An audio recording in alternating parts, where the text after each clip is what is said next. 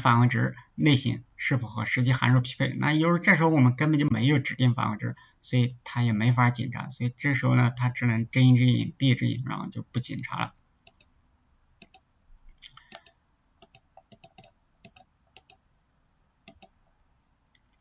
然后再来检查连接类型，那还是判断执行这个函数当前的这个线程和那个 Boolean lesson 所在的那个线程，就是 object thread。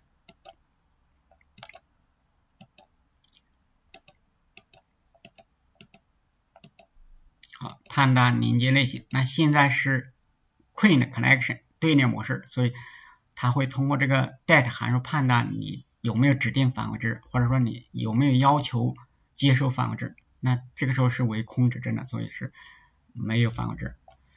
那如果你指定了要求接收返回值，那这时候它只能 return false， 然后给出一个 warning。然后这儿就来